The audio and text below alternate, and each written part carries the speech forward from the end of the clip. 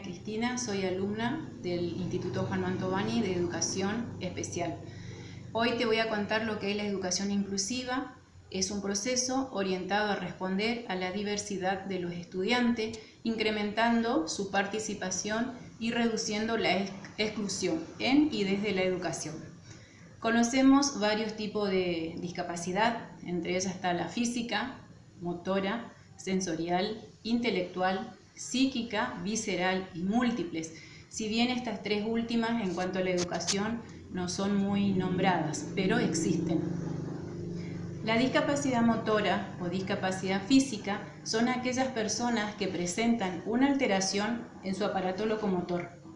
Esta alteración dificulta o impide la movilidad funcional de una o varias partes del cuerpo. La discapacidad sensorial son personas que tienen una afectación de uno o varios de los sentidos, dependiendo del cual se van a clasificar.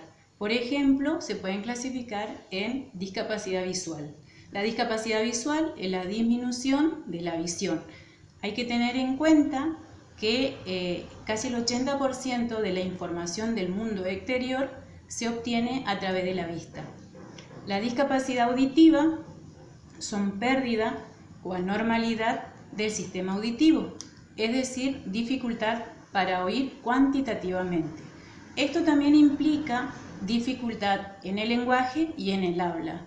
Cualquier trastorno que aparezca a edades muy tempranas afecta el desarrollo lingüístico, comunicativo y de los procesos cognitivos del desarrollo. La discapacidad intelectual son personas que tienen dificultades en las habilidades del procesamiento de la información, como ser atención, percepción, memoria, comprensión y resolución de problemas.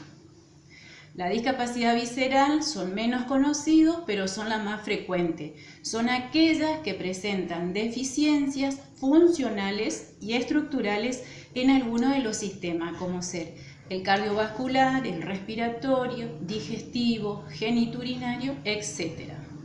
La discapacidad psíquica son personas que presentan alteración en la conducta adaptativa o de relación. Uno de los mayores problemas es la estigmatización social con respecto a la enfermedad mental y los miedos infundidos de los mismos.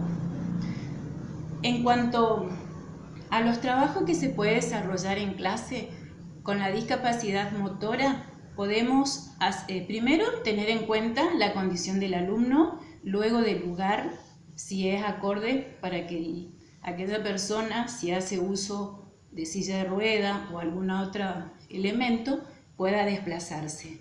Evaluar su condición, la condición edilicia del lugar, hacer trabajos en grupos pequeños, fomentar siempre la oralidad, fomentar siempre la inclusión y la integración, usar los pictogramas, los dibujos, las imágenes, hacer uso de las TIC y todos los recursos disponibles que sean necesarios. Los trabajos lúdicos no debemos olvidarnos, que es algo que a través de ellos vamos aprendiendo. Las adaptaciones manuales si es necesaria para que el chico pueda hacer trazado, línea, dibujo y así trabajar la motricidad fina y la motricidad gruesa. En cuanto a la discapacidad visual, esto va a depender del caso en particular. Sobre todo, se le debe dar un trato con naturalidad como al resto de los alumnos, especialmente en cuanto al lenguaje. El lugar debe tener una correcta iluminación y así también para el desplazamiento.